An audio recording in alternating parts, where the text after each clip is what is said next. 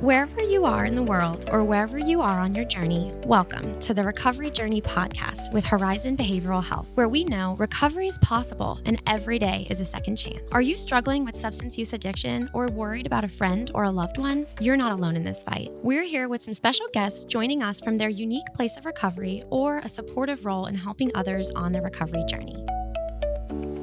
So today we're here to talk about recovery, and I know our listeners are hoping to hear from some of our brave guests who have battled with addiction and are walking their own unique recovery journey. And so I'm going to introduce to you two of those brave individuals. We have Priscilla Pritchard, who's sitting right across the table from me. Hi, Priscilla. Hi, how are you? I'm doing good. And we also have Kendall Dolan sitting to my right. How are you doing this morning? I'm good. Good. So Priscilla and Kendall are both peer recovery specialists. And as I understand it, we were just talking a little bit, you all are in a little bit of a different phase of that journey of getting your certification.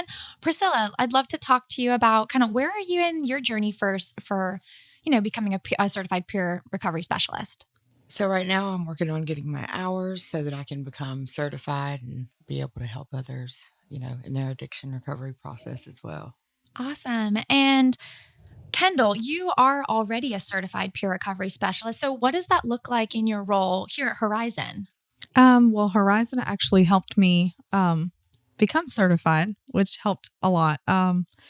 I kind of walk alongside people to be a mentor, and be a positive support for them in the recovery journey. So awesome. And what brought both of you guys to feel so passionate to want to kind of pursue that? It's how many hours goes into it? It sounds like it's 500, right? 500 hours. Yeah. So it's pretty intensive. You guys must feel really motivated to kind of help others. Like what's that motivation come from? For me, when I went through family treatment docket, I had a peer that really made a positive influence on me. And from the start of my recovery until the very end of drug court, I had said that I wanted to be a peer. So as my graduation gift, I was gifted the 72-hour class. So that was really cool. Wow. That's so wonderful. And how about you, Priscilla? Yeah, so my journey began, I guess it pretty much happened when I started at Horizon.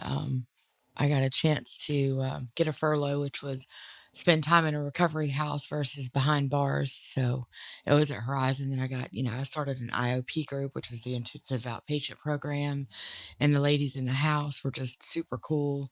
So between, learning coping skills and getting set up with the right resources, I found, that I really enjoyed the way that they gave back. So that was something right early that I wanted to do. That's awesome. And you mentioned about the women's recovery program.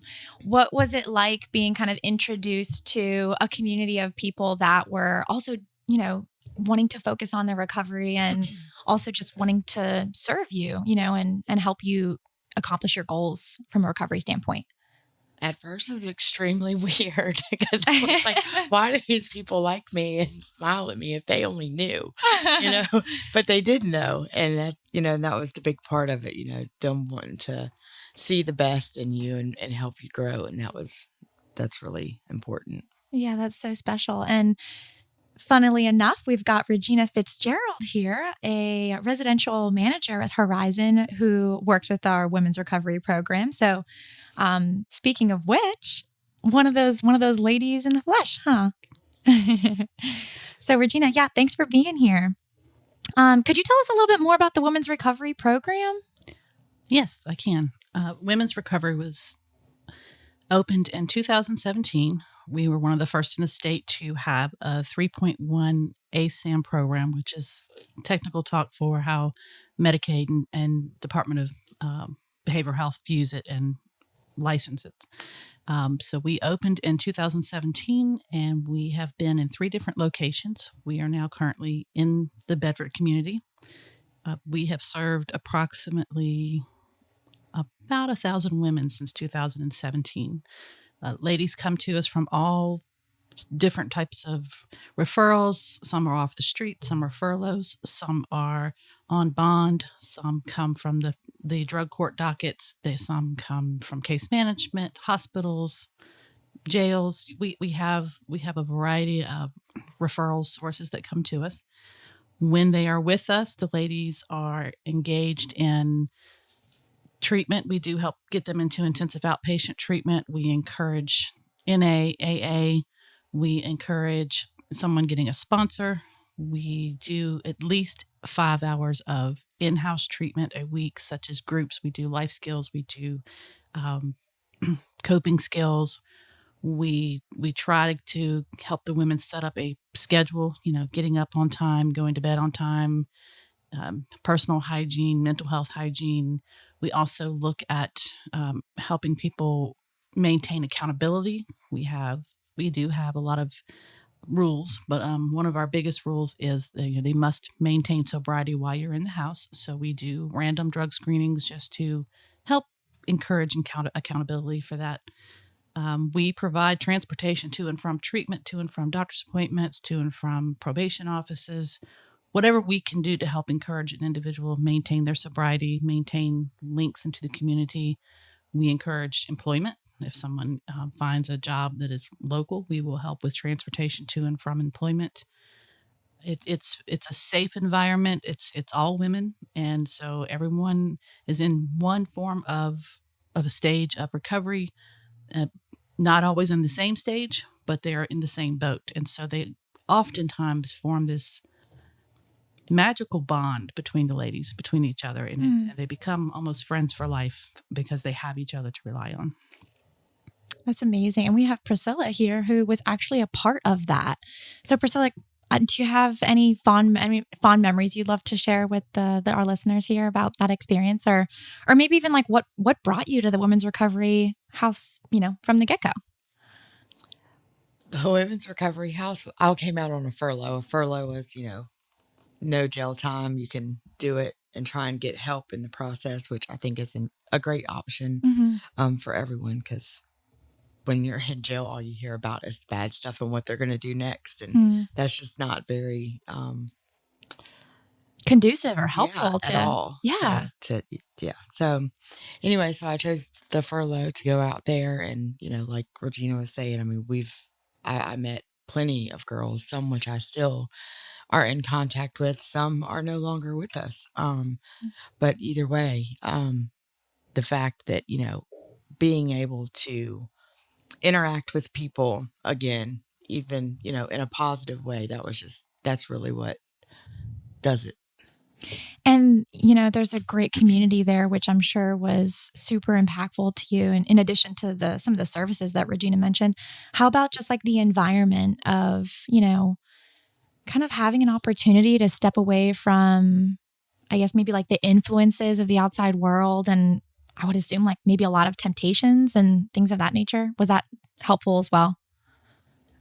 Yes, everything about what they're doing was great. They gave us just enough leadway, to where there was so much positive that came out of it. Everybody was, we had phone numbers, we had cell phone numbers, we had resources. They definitely encourage, like she said, accountability and, getting out there and doing something for yourself, and feeling a worth again as a woman, because, that can be very hard.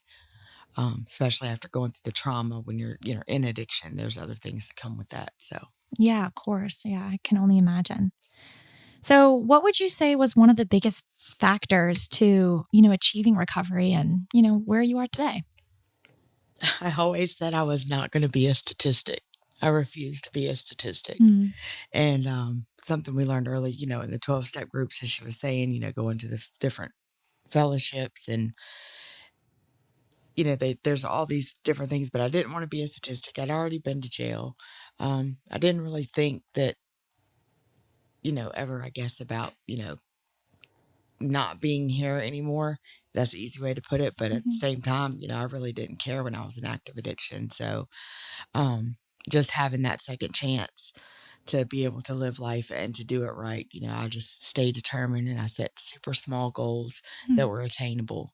That way I wouldn't have to be discouraged about anything. I could always have a positive. Did your team in the program kind of help you think about those goals and make steps towards achieving them? Was that one of the ways that they supported you? Oh, absolutely.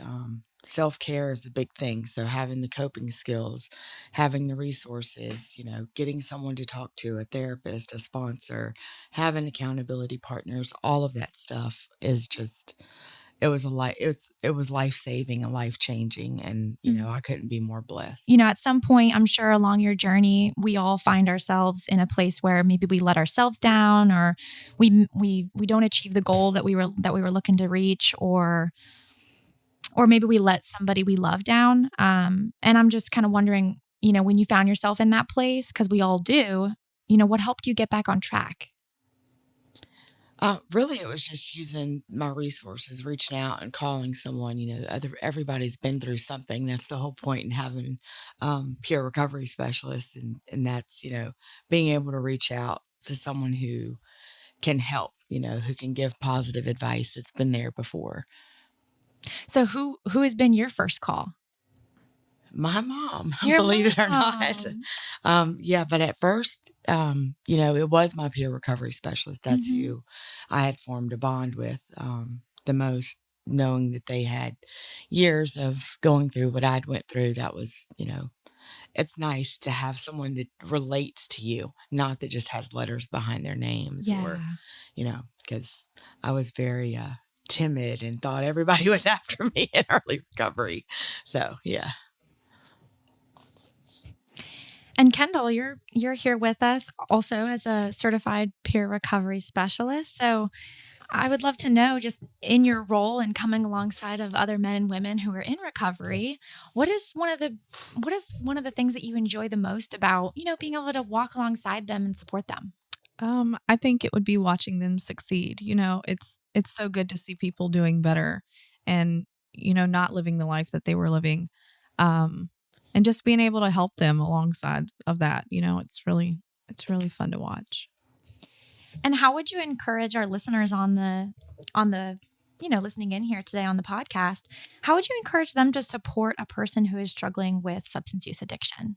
Talk to them about anything and everything. If they need help making appointments, going to appointments, advocating for them as much as you can, things like that. So. And we talked about, transportation being a challenge for some folks, right? With our women's recovery program. And, it's great when there's groups like our women's recovery program at Horizon that can kind of, help to mitigate those barriers. And is that something that, you can also, slide in to help? Yes. Thankfully, I do have a company car and I'm able to take them really anywhere they need to go as long as it benefits them in their recovery. So that's so wonderful. And I think it's cool because, we get that one-on-one time to really talk and, not be in a group or, I really get to know them a lot more on a more personal level. Yeah. So. Long car rides tend to do that to us, don't they? Whether we like it or not. So, Kendall and I were just talking a little bit before we got started about, how do we help to kind of push people in the direction of something like a program of women's recovery or any kind of treatment option that we know, like, this is really going to benefit them, but they just don't seem to be into the idea. They're nervous. They don't know what to expect. They don't think they're ready. How do we have those conversations and in a healthy way, try to encourage people to reach out and utilize resources in their community? I think like explaining to them, that these things do work, What about you guys? What do you think? I think education, having them reach out. They don't necessarily have to come into a program before they investigate it. Call and talk to someone. Call and talk to a clinician or someone that's in the program. Ask the questions you need to ask. Those are oftentimes barriers people have in the way. They don't know what to expect. And if you have a real conversation, you come in. Let's say you're homeless, you come in, we've got all of the supplies you need. Or if you come in and you don't have a way to provide nutrition for yourself, I have a cooking staff. We're going to feed you. If you don't have transportation, we'll work something out. If you don't want to share a room with someone, got you covered. These are things that are oftentimes the biggest barriers that people are afraid of, because living with 8 women can be Intimidating, right? very intimidating. You have 8 different women, 8 different personalities, and all female staff. It's all women all the time, and of course my supervisor is a male, and he stays away from us as much as he can. But I don't blame him. But it's like I said, though, if they just call and talk to someone, we'll give them the information they want. We are not a locked facility. You come in, you start treatment, you feel like it's not for you. As long as we think you are safe, you are not a danger to yourself or others. We'll work with you. You don't have to stay in the facility. We'll work with you. We'll get you into outpatient service. I'm so glad you brought that up, Regina, because, I'm Priscilla. Tell me what your thoughts are on this. But I do feel like a lot of the times people think that taking that first step to treatment is overwhelming, because it feels like you're making this huge commitment that, maybe you can't possibly honor that huge commitment, right? Like maybe you're just not feeling like you're in a place where you can do that. But I love what Regina's saying here is it's just a phone call. It's just reaching out. It's just getting to know people, seeing if you're comfortable. Was that how the process worked for you? I know you said you came from a furlough, right? So maybe you want to touch on a little bit more about that? Yeah, I didn't know anything about recovery houses here in Lynchburg. I had never heard of going to meetings. I'd never been to a meeting, so all of this was new. But again, I guess it's like, what was I more afraid of? Was I more afraid of the consequences of my actions and my past addictions? Or was I, more, willing to get better? I mean, it was a different fear, but it was a positive fear, and that's taking that step has changed my whole entire life. So yeah, sometimes as much as we don't like to be in positions where we're driven by fear, sometimes fear can be such a big motivator, huh? Yeah. And change is scary. Change is really scary. It is. And sometimes you need someone to, give you that little push to follow through with even being at a recovery house. Yeah. So. Yeah, absolutely. So what were some of the changes that, Priscilla or Kendall, what were some of the changes that you guys had to make when you came to a place of, I'm ready to be committed to a recovery journey? What did that look like? Like, how did your life change from that point on? Everything changed. I had to change people. I had to change places. I had to change things.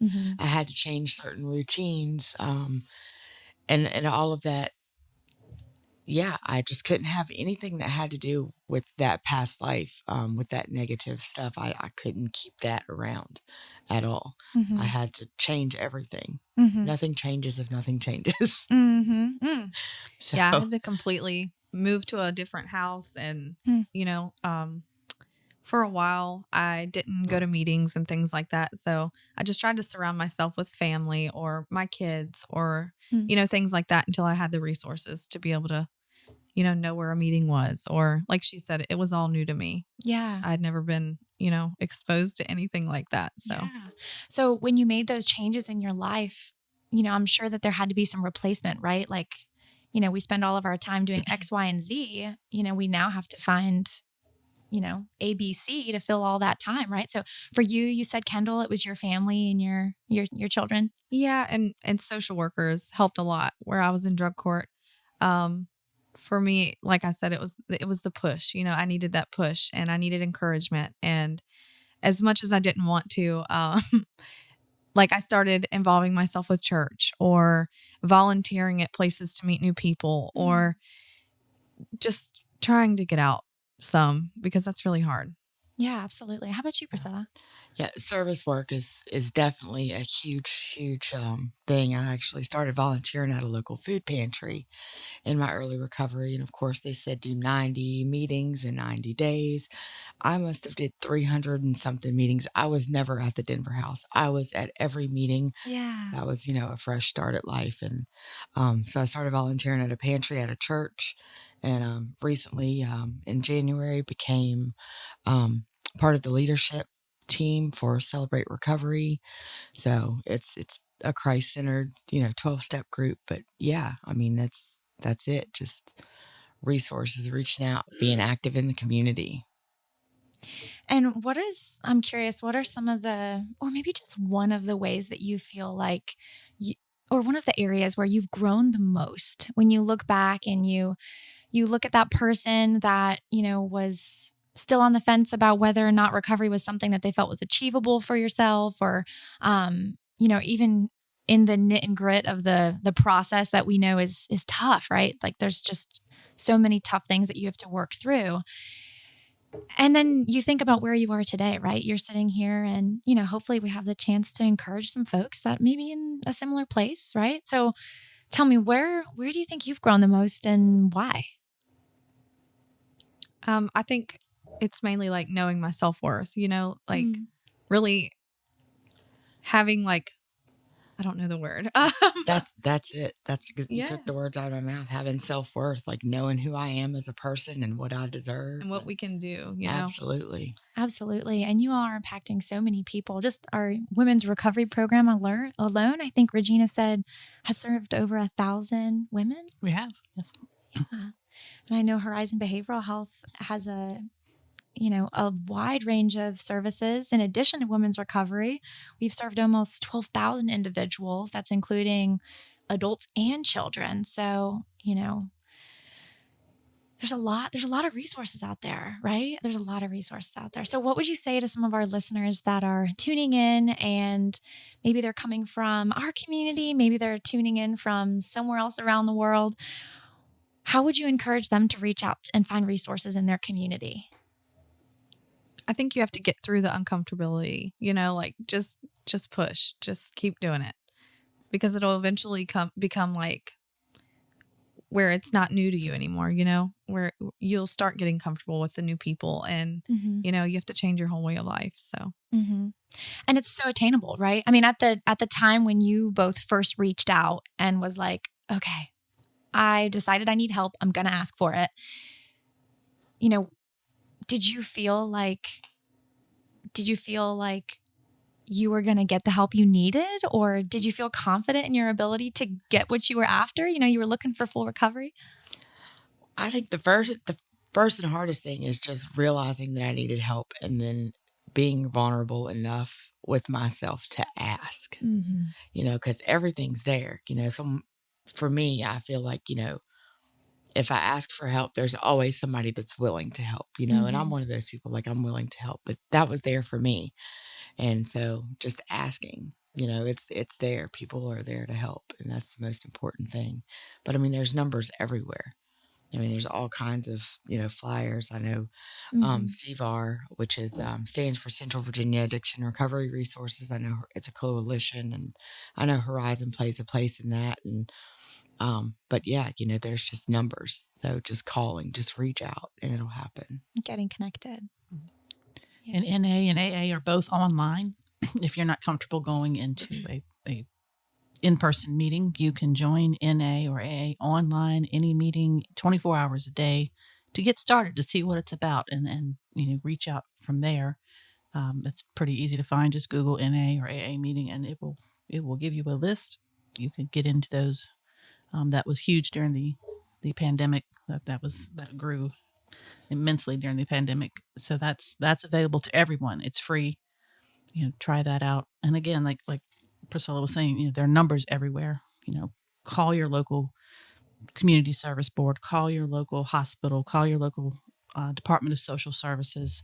These places have the numbers, they have the resources, they will send you in the right direction. You just have to put in the effort. That's right. Yeah, I had a little motto in early recovery. If I just put half the effort into my recovery as I did into not seeking help, I have a maid. I got a maid in the bank. I could get anywhere, anytime, all of that stuff back then. So, I mean, if I just put half that effort into my recovery, I was good. And here I am, one day at a time doing it. Yeah, and I'm sure that, in the beginning and all the way through at any place of recovery, I'm sure there's always going to be doubts of, just today and here in this moment, like, can I succeed? What do you say to yourself in those moments of doubt where you may be doubting yourself or just where you are in life? Honestly, I doubted myself a lot in the beginning, but now, where I've grown so much, like I was homeless before I got clean, and I have a home, I have my kids, like I just look at all that I've gained during the process of being in recovery, and it just motivates me to just keep going. That's amazing. The power of reflection, right? And having a job too that like allows you to be yourself, and like you don't have to hide that you've had criminal charges, or like that you've done drugs before. I know there's such a stigma on addiction, but you don't have to hide any of that. You can use that as someone's motivation. So Yeah. And your experiences are such a tool, right? To help the people around you. You guys are both living, walking, breathing examples of that, as you're pursuing or have already completed your peer recovery specialist certification. It's just such an amazing role to be in, to help other men and women, like yourselves, who have been through a lot of the same challenges in different ways. Absolutely. I'm definitely a miracle. So I'd love to just kind of wrap up our conversation a little bit here today by, I want to know, where are you both at in your recovery journey today? And I'm sure our listeners want to know like a little bit more about you and your life. And they've heard already about a lot of the hard work that you've put in and some of the programs that you got in touch with that helped you along the way. So, where did it land you? Kendall, I know you mentioned you've got some kiddos at home. I do. What are your kids' names? Savannah, Jackson, Harlan, and Hudson. So I have one girl and 3 boys. Oh boy, that sounds like a lot of fun. And their age ranges are pretty close? 7, 6, 4, and 1. So wow, I'm pretty busy. Yeah. Oh, I bet. Awesome. And how long have you been with Horizon, Kendall? A little over a year now. So. And are you enjoying your role so far? I am. I think this is the only job that I've ever actually enjoyed, just being able to do what I love and, giving back. So, yeah, we like to say sometimes the work that people are doing here across the agency is really just passion and action. And it's such a unique place to be because so many folks, right? I mean, you go to work, you do your job, you collect a paycheck, but when it's something that's close to the heart, like this work that we get to do every day, it is really special, isn't it? Yeah, something you really enjoy. So yeah. It almost doesn't feel like work, Yeah. So. And Kendall, how many years of recovery are you celebrating this year? On April 26th this year, I celebrated 4 years clean. So wow, it's a long time. Together for that. Thank you. Amazing. It's amazing. And your kids have probably played a huge role in. Yeah. This sounds sort of selfish, but when I first got clean, I said I didn't get clean for my kids, and that sounds pretty bad, but I got clean for me. I continued using when I did have my kids, when they were a lot younger, but I think this time I really did it for me. So I had to fix me before I can be a good mom. That's so important. And that's something that we do and encourage. You have to be able to take care of yourself. You have to do it for yourself before you can take care of anyone else. So absolutely. Good for you. And it's tough. Yeah. So. And you, Priscilla, you are on your way to becoming a certified peer recovery specialist. How many years or months or days of recovery are you celebrating this year? Oh, I'm sure I have an app that can tell you up to the hour and minute. Yes, I love it. But April 22nd of this year, I picked up 5 years clean. Wow. So. Wow. Congratulations. Yes. Congratulations. What would you say was one of the biggest challenges along the way? One of the biggest challenges I would say was with me trying to get, just unsupervised visitation of my son.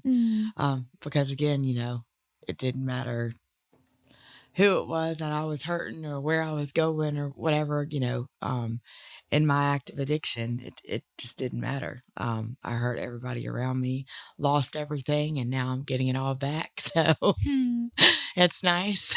Yeah. And your son, where are you guys still able to stay in touch? Oh, we stay in touch all the time. Yeah, we see each other on a regular basis, although he's been on vacation for the past month, which is getting on my nerves because I have mama withdrawals. Yeah, and You know. we're stuck here in the mountains when we want to be in the beach. I know. So, but he's enjoying his summer, and yeah, our relationship is definitely good. He must be really proud of you. He is, Yeah. and that means a lot as well. Yeah, I can't imagine. I wish that we had him here on the call today so that he could kind of share what it has meant to him to see you, pour into all of the areas in your life that you have been able to improve and grow and, achieve those goals that you said you set for yourself. I'm sure as an example sure for he would him. love this. I'm sure it goes beyond words. So he's 14. He would have loved to have been here and been on this thing. He's just something else. But I was extremely blessed. He's understanding. I've been honest with him, and that's the big thing when it comes to recovery is being honest with yourself so that you can be honest with others. It's very freeing. It's just I couldn't be more happy right now in life. That's so wonderful to hear. Well, I'm so happy for you both. And it's just wonderful to have an opportunity to sit down and talk with you about your life and the real stuff, right? The stuff that we don't get to talk enough about. We don't get to have these conversations on the fly, which, is such a bummer because they can be so uplifting, I think. And not only to us, right? But the folks that may be listening that, we don't know what they're going through. And so if there's some folks here listening in today on this call and they're in a tough place. They haven't reached out for help. They don't know how to do it. They're nervous. And, maybe they do or do not even want to recognize that they are struggling with addiction. What is something that you would say to them on that call today? Honestly, I don't know. I would just tell them, just ask the questions, be uncomfortable. Sometimes you have to be uncomfortable in the moment. So I don't know. What are some signs that you knew that you were struggling with addiction? It was something that you just could not get past yourself. Like what finally kind of struck that nerve of okay, this is enough is enough. Having my kids taken. Yeah. Like domestic stuff, like fighting with people and, it's always, oh, you have a problem. No, I don't. Right. I don't have a problem. And then, I think the kids is the big thing, just knowing that I was letting them down. And I got to a point in my addiction where I wouldn't necessarily ask anyone for help.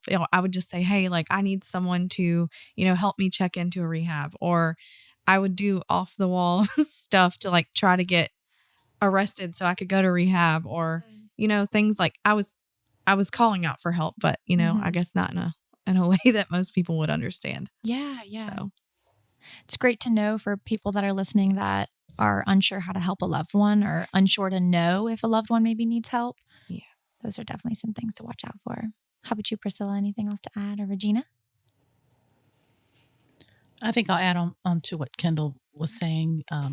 So getting into treatment doesn't work the first time. Not necessarily. You may have to go through several different treatment programs, several years of counseling, but build on what you have or you have learned through each one. Relapse is possible. It does not mean that you're not capable of going into full recovery. Build on the skills you have, build on the resources that you've been given, and continue to try. It is a very difficult journey. It is a lifelong journey. And you're always going to need that support. You're not be able to give support, but you can continue to reach out, continue to seek help. Yeah, I think that the biggest thing for me in knowing that I was to a point where I needed help or that I had a problem was, losing everything. But it wasn't, I guess the icing on top of the cake was knowing that I had a lot of jail time over my head. So I thought I had a life, but I was really about to not have a life. And that was, the turning point for me. But just seeing how I had, I guess my signs the most were I lost interest in my active addiction, and things that I knew that I loved. Like what? Like just going out roller skating, just, being out in public, maybe going out to eat, or, reaching out and being around the good friends, quote unquote, I couldn't go around the good ones anymore because, I had crawled inside myself. So that was really when I realized, that I needed a problem. But again, swallowing my pride was very, very hard. So I chose the hard road, instead of just reaching for help. But I definitely encourage somebody to reach out, even if it's just a phone call to someone that you don't even know. It's worth it. Mm-hmm. We have another guest here with us, Amir Cotton. Hey, Amir. Hey, how you guys doing? Doing well. Amir is a program manager at Horizon Behavioral Health who also works in our women's recovery program. Yes, I do. Yeah. So, we were just talking a little bit about the women's recovery program, and I'd love to kind of hear from somebody that's deeply involved with everything that's happening and the services that we provide out of that program. How would a person know if they're a good fit for a program like a residential program, such as the one that we have here in Bedford for women who are looking to achieve recovery? Well, I think that one of the things that a prospective client would want to look at is the level of commitment, because it is a residential program. So essentially you're living there with us for a little bit. And that's very different than an outpatient program. So making sure that you have that understanding and willingness to stay with us for a little bit and be outside of your home. And also recognizing that our program is a little different than some of the residential programs or inpatient hospitals that may pop up and come to mind when you think about a residential program. A program is not as intense. It's a little more of a homier vibe there. And there's more autonomy and freedom there. So that level of commitment is super important, because you have to be willing to consent to following these rules and putting limits on yourself and really participating in the program.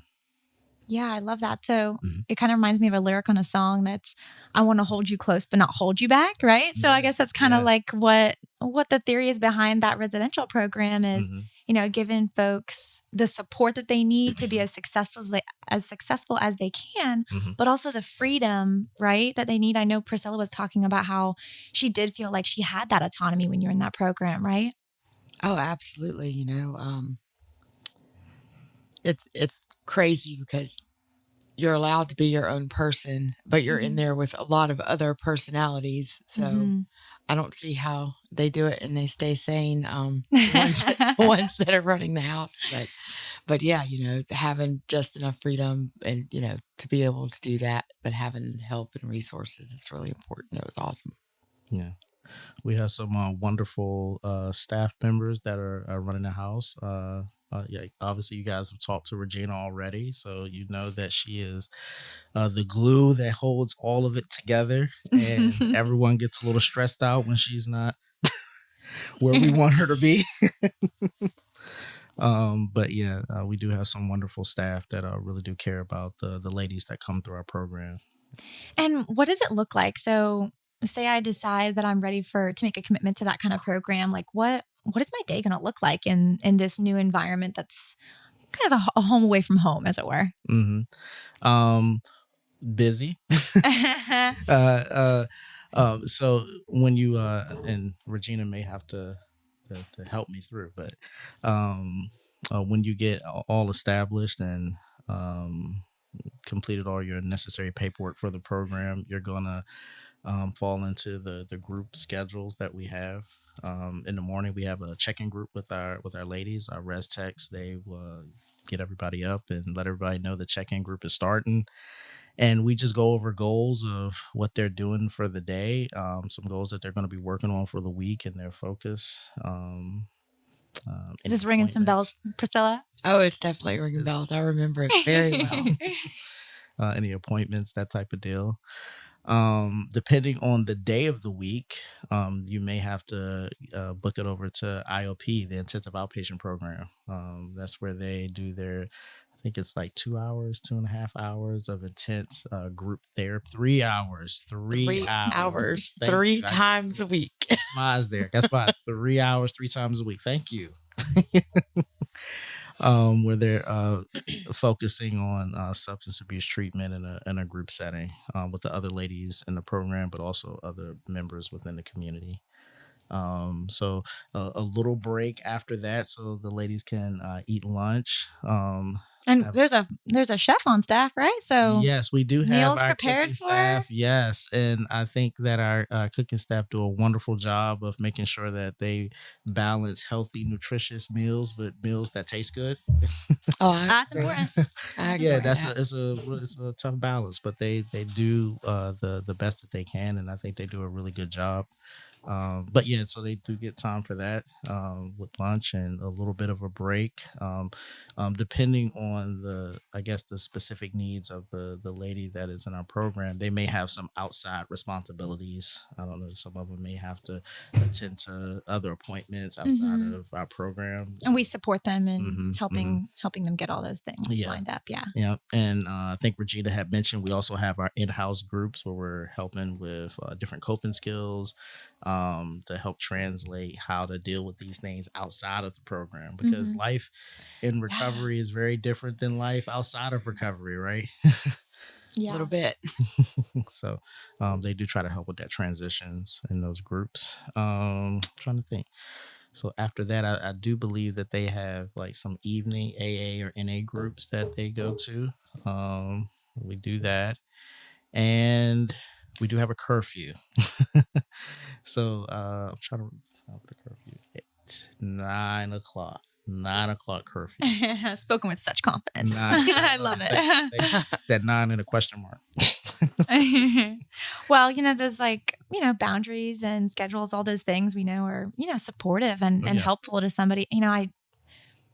As silly as it sounds, is, we preach to our kids how often that schedules and routines are so, so important. But it's somehow when we get to adulthood, we reach a place where we're like, we don't need that anymore. But in fact, we sure do. We sure do. I know it helps. It helps keep me sane. The 3 different calendars I've got going on here on my phone. It's interesting trying to keep up with life, isn't it? Oh, I Sometimes. can definitely relate to the multiple calendars. Somebody's like, can you do something? I'm like, oh my goodness, let me look at this. Oh, wait, you have to wait till I get home because that calendar's got something on it, I'm sure. I'm sure I've missed it somewhere. Yeah. Well, Amir, I'd love to just ask you one other question. So why is a person's environment so key in their achieving recovery? Yeah, the environment is definitely a big thing because it can influence that progress or even a little bit of regression depending on what you have around you. One of the big things that's really cool about recovery is that you're in a supportive environment, and I think that Priscilla mentioned this. You have people that are showing you unconditional positive regard, that are there for you and want to see you succeed. That smile, that positive affirmations that you will receive while you're there to help push you in the right direction.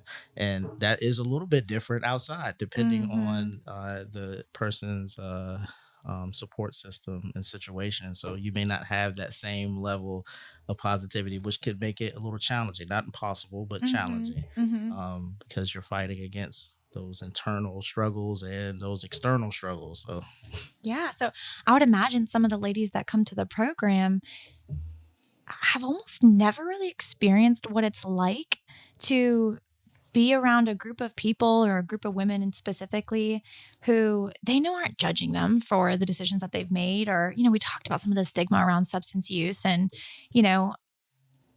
I can imagine how freeing it must be to be in an environment where, like you said, you don't have to hide the things that you have going on in your life, and in fact, you can be proud of the fact that you're committed to wanting to make progress on those things. So I imagine that's a big part of the environment too. Am I right? Oh, yeah, you're definitely right. I was sitting here giggling to myself because, for me as a woman, I hold grudges.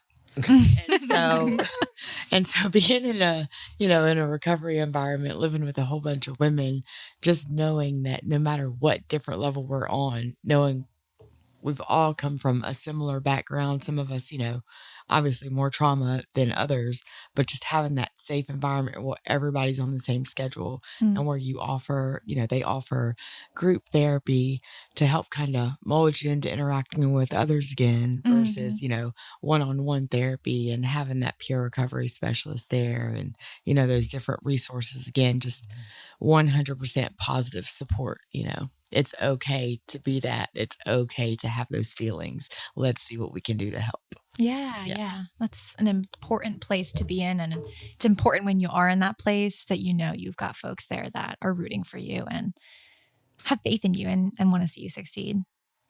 Yeah. I think it's all about perspective. You really have to believe that they're there to help you, Mm-hmm. So it's certainly changing it's a your choice, mindset. right? I guess. Yes. Yeah. Well, I want to thank you guys all on behalf of Horizon and our listeners for being put a part of today's discussion and being willing to have difficult conversations in hopes that someone listening can benefit from, what you've experienced and learned along the way and all the things you shared here today. So to our listeners who have tuned into today's episode, let's not let the discussion end here. Let's keep it going. So go home, have these conversations with your friends, with your families, and in your communities. And as you do, know that we are here celebrating recovery alongside you loudly and proudly.